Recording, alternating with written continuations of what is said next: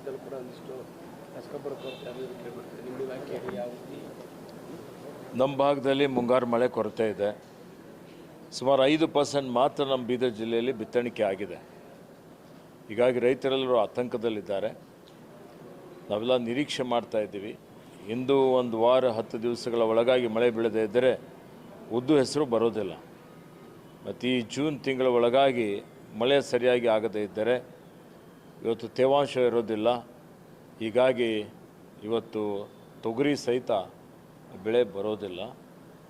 ಆ ರೀತಿಯಲ್ಲಿ ಇವತ್ತು ನಾವೆಲ್ಲರೂ ಪ್ರಾರ್ಥನೆ ಮಾಡ್ತಾ ಇದ್ದೀವಿ, ಸರಿಯಾದ ಸಮಯಕ್ಕೆ ಮಳೆ ಬರಬೇಕು ಅಂತೇಳಿ.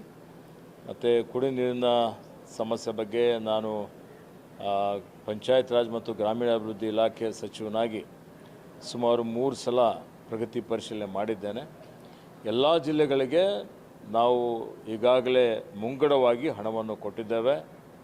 ಎಲ್ಲೆಲ್ಲಿ ಕುಡಿ ನೀರಿನ ತೊಂದರೆ ಇದೆ ಅಲ್ಲಿ ಖಾಸಗಿ ಬೋರ್ವೆಲ್ಗಳ ಮುಖಾಂತರ, ತೆರೆದ ಬಾವಿ ಬಾಡಿಗೆ ತೆಗೆದುಕೊಳ್ಳುವಂಥದ್ದರ ಮುಖಾಂತರ ಅಥವಾ ಟ್ಯಾಂಕರ್ ಮುಖಾಂತರ ಆದರೂ ತತ್ಕ್ಷಣವೇ ಕುಡಿ ನೀರಿನ ಸಮಸ್ಯೆ ಆಗದ ರೀತಿಯಲ್ಲಿ ನೋಡಿಕೊಳ್ಳಬೇಕು ಅಂತೇಳಿ ಎಲ್ಲ ಸಿಒಗಳಿಗೆ ಈಗಾಗಲೇ ಸೂಚನೆಯನ್ನು ಕೊಡಲಾಗಿದೆ.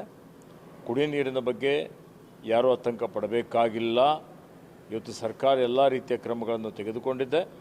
ಮತ್ತು ಜಿಲ್ಲಾ ಮಟ್ಟದಲ್ಲಿ ಜಿಲ್ಲಾಧಿಕಾರಿಗಳು, ಜಿಲ್ಲಾ ಪಂಚಾಯಿತಿಯ ಮುಖ್ಯ ಕಾರ್ಯನಿರ್ವಹಣಾಧಿಕಾರಿಗಳು ಇವತ್ತು ನಿರಂತರವಾಗಿ ಅದಕ್ಕೆ ನಿಗಾ ವಹಿಸಿ ಕುಡಿಯೋ ನೀರಿನ ವ್ಯವಸ್ಥೆ ಮಾಡ್ತಾ ಇದ್ದಾರೆ. ಈಗ ಪಂಚಾಯತಿಗಳ ಮಟ್ಟದಲ್ಲಿ ಸರ್, ಈಗ ಸರಿಯಾಗಿ ಹಣ ಬಳಕೆ ಆಗೋದಿಲ್ಲ, ಶುಚಿತ್ವಕ್ಕೆ ಆದ್ಯತೆ ಕೊಡೋದಿಲ್ಲ, ಸೊ ಈ ಥರದ್ದೆಲ್ಲ ದೂರುಗಳಿದ್ದಾವೆ ಸರ್. ನೋಡಿ, ಈಗಾಗಲೇ ನಮ್ಮ ಅಧಿಕಾರಿಗಳು ಹಗಲೆಲ್ಲೂ ಇವತ್ತು ಶ್ರಮ ಮಾಡ್ತಾ ಇದ್ದಾರೆ. ಪಂಚಾಯತ್ ಮಟ್ಟದಲ್ಲಿ ಸ್ವಚ್ಛತೆ ಕಾಪಾಡಬೇಕು, ಪ್ಲಾಸ್ಟಿಕ್ ತ್ಯಾಜ್ಯ ಎಲ್ಲೂ ಕಾಣಿಸಬಾರ್ದು. ಇವತ್ತು ಘನತ್ಯಾಜ್ಯ, ಮಲತ್ಯಾಜ್ಯ ವಿಲೇವಾರಿ ಸರಿಯಾಗಿ ಮಾಡಬೇಕು. ಇವತ್ತು ಪರಿಸರ ಪ್ರಕೃತಿ ಸಂರಕ್ಷಣೆ ಮಾಡಬೇಕು, ಹಸಿರು ಹೊದಿಕೆ ಜಾಸ್ತಿ ಮಾಡಬೇಕು, ಕೆರೆಗಳ ನಿರ್ವಹಣೆ ಮಾಡಬೇಕು, ಇವತ್ತು ಅಂತರ್ಜಲ ಮಟ್ಟ ಹೆಚ್ಚಿಗೆ ಮಾಡಬೇಕು ಅನ್ನುವಂಥದ್ದು, ಮತ್ತು ಆಡಳಿತದಲ್ಲಿ ಪಾರದರ್ಶಕತೆ ತರಬೇಕು, ಮತ್ತು ಎಲ್ಲ ಸರ್ಕಾರಿ ಸೌಲಭ್ಯಗಳನ್ನು ಜನರಿಗೆ ಮುಟ್ಟಿಸುವಂಥ ಕೆಲಸ ಮಾಡಬೇಕು ಅನ್ನುವಂಥ ಒಂದು ಸೂಚನೆಯನ್ನು ಈಗಾಗಲೇ ಕೊಡಲಾಗಿದೆ. ಮತ್ತು ಅದನ್ನು ಇನ್ನೂ ಹೆಚ್ಚಿನ ರೀತಿಯಲ್ಲಿ ಈಗಾಗಲೇ ಉತ್ತಮವಾಗಿ ನಡೀತಾ ಇದೆ, ಹೆಚ್ಚಿನ ರೀತಿಯಲ್ಲಿ ಸುಧಾರಣೆ ಮಾಡಲಿಕ್ಕೆ ಪ್ರಯತ್ನ ಮಾಡ್ತಾ ಇದ್ದಾರೆ. ಈಗ CLP ಸಭೆ ಕರೆದಿದ್ದಾರೆ, ಏನೋ ಆತಂಕ ಇದೆ ಸರ್ MLC ಚುನಾವಣೆಗೂ? ಯಾವುದೂ ಆತಂಕ ಇಲ್ಲ. ಈಗ CLP ಸಭೆಯಲ್ಲಿ ಇವತ್ತೇನು SIR ಇದೆ, ಇನ್ನೂ ಅನೇಕ ಜ್ವಲಂತ ವಿಷಯಗಳಿದ್ದಾವೆ. ಅವೆಲ್ಲದರ ಬಗ್ಗೆ ಚರ್ಚೆ ಮಾಡಲಿಕ್ಕೆ CLP ಕರೆಯಲಾಗಿದೆ, ಅದರಲ್ಲಿ ಚರ್ಚೆ ಮಾಡ್ತೇವೆ. ಸರ್, ಈಗ 2ನೇ ಹಂತದ ಸಚಿವ ಸಂಪುಟ ಆಗುವಂಥದ್ದು, ಒಂದಿಷ್ಟು ಆಕಾಂಕ್ಷಿಗಳು ಲಾಬಿ ನಡೆಸ್ತಿದ್ದಾರೆ, ಅಸಮಾಧಾನ ಇದೆ, ಖಾತೆಗಳು ಕೊಟ್ಟಿರೋದಕ್ಕೆ ಒಂದಿಷ್ಟು ಅಸಮಾಧಾನ ಇದೆ.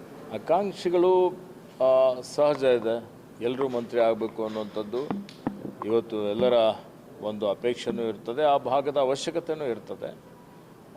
ಆ ದೃಷ್ಟಿಯಿಂದ ಮಾನ್ಯ ಮುಖ್ಯಮಂತ್ರಿಗಳು, ಮಾನ್ಯ ಮಾಜಿ ಮುಖ್ಯಮಂತ್ರಿಗಳು, ನಮ್ಮ ಪಕ್ಷದ ವರಿಷ್ಠರು ಇದ್ರ ಬಗ್ಗೆ ತೀರ್ಮಾನ ಮಾಡ್ತಾರೆ.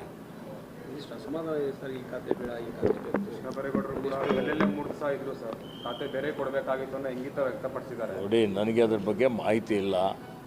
ಇವತ್ತು ಈಗಾಗಲೇ ನೋಡಿ, ರಾಮಲಿಂಗಾರೆಡ್ಡಿ ಸರ್ ಅವರು ಆ ಖಾತೆ ಜವಾಬ್ದಾರಿಯನ್ನು ವಹಿಸಿಕೊಂಡು ಇವತ್ತು ಅವರು ಪ್ರಗತಿ ಪರಿಶೀಲನೆಯನ್ನು ಮಾಡಿದ್ದಾರೆ ಮತ್ತು ಅವರು ಕೆಲಸ ಪ್ರಾರಂಭ ಮಾಡಿದ್ದಾರೆ. ಎಲ್ಲ ಸಚಿವರು ತಮ್ಮ ತಮ್ಮ ಖಾತೆಯ ಜವಾಬ್ದಾರಿಯನ್ನು ಉತ್ತಮವಾಗಿ ನಿರ್ವಹಿಸುವಂಥ ಒಂದು ಕೆಲಸ ಮಾಡ್ತಾರೆ. ಇವತ್ತು ಸಭೆ ಕರೆದಿದ್ದಾರೆ ಸರ್, ಗ್ರಾಮೀಣಾಭಿವೃದ್ಧಿಗೆ ಸಂಬಂಧಪಟ್ಟಂತೆ ಏನು ಸೂಚನೆ ಕೊಡ್ಬೋದು ಮತ್ತು ಏನು ಪೂರ್ವ ತಯಾರಿ ಮಾಡೋದಕ್ಕೆ? ನೋಡಿ, ಶುದ್ಧ ಕುಡಿಯೋ ನೀರು ಕೊಡುವಂಥದ್ದು ನಮ್ಮ ಆದ್ಯ ಕರ್ತವ್ಯವಾಗಿದೆ. ರಸ್ತೆ ಇದೆ, ಚರಂಡಿ ಇದೆ, ಕುಡಿಯೋ ನೀರು ಸಮಸ್ಯೆ ಅಥವಾ ಬೀದಿ ದೀಪ ಇದೆ, ಘನತ್ಯಾಜ್ಯ ವಿಲೇವಾರಿ, ಮಲತ್ಯಾಜ್ಯ ವಿಲೇವಾರಿ, ಆ ಗ್ರಾಮದ ಅಭಿವೃದ್ಧಿ, ಆಸ್ತಿ ನಿರ್ಮಾಣ ಮಾಡುವಂಥದ್ದು, ಶಿಕ್ಷಣ, ಆರೋಗ್ಯ, ಗ್ರಾಮೀಣ ಅಭಿವೃದ್ಧಿಗೆ ಎಲ್ಲವೂ ಬರ್ತದೆ. 61% ಜನ ಗ್ರಾಮೀಣ ಭಾಗದಲ್ಲಿ ವಾಸ ಮಾಡ್ತಾ ಇದ್ದಾರೆ. ಅವರ ಜೀವನ ಮಟ್ಟ ಸುಧಾರಣೆ ಮಾಡುವಂಥದ್ದು ನಮ್ಮೆಲ್ಲರ ಜವಾಬ್ದಾರಿಯಾಗಿದೆ.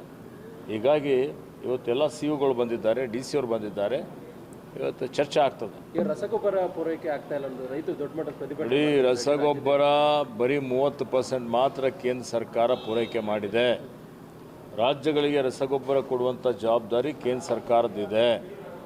ಹೀಗಾಗಿ ಕೇಂದ್ರ ಸರ್ಕಾರ ರಸಗೊಬ್ಬರ ಪೂರೈಕೆ ಮಾಡಬೇಕು, ಎಷ್ಟು ಅವಶ್ಯಕತೆ ಇದೆ ಅಷ್ಟು ಮಾಡಬೇಕು ಅನ್ನುವಂಥ ಒತ್ತಾಯವನ್ನು ಮಾಡ್ತೇನೆ. ರಾಜ್ಯ ಸರ್ಕಾರದಿಂದ ಎಷ್ಟಿದೆ ಅಂತ ಈ ಮಾಹಿತಿ ಕೊಡ್ತೀರಾ ಸರ್? ಇವತ್ತು ಮಾಹಿತಿ ಇವತ್ತು ಕೊಡ್ತೀವಿ.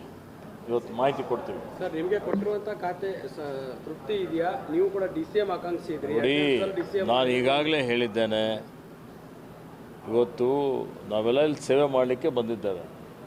ಆ ಖಾತೆ ಈ ಖಾತೆ, ಆ ಹುದ್ದೆ ಈ ಹುದ್ದೆ ಅನ್ನುವಂಥ ಪ್ರಶ್ನೆ ಇಲ್ಲ ಅಂತ ಈಗಾಗಲೇ ನಾನು ಹೇಳಿದ್ದೇನೆ. ಯಾವುದೇ ಎಲ್ಲ ಖಾತೆಗಳು ಮಹತ್ವದಾದಂಥ ಖಾತೆನೇ ಇದ್ದಾವೆ. ಹೀಗಾಗಿ ಅವೆಲ್ಲವನ್ನು ದಕ್ಷತೆಯಿಂದ ಪ್ರಾಮಾಣಿಕತೆಯಿಂದ ನಿಭಾಯಿಸಬೇಕು ಅನ್ನುವಂಥದ್ದು ನಮ್ಮೆಲ್ಲರ ಒಂದು ಕರ್ತವ್ಯ ಇದೆ.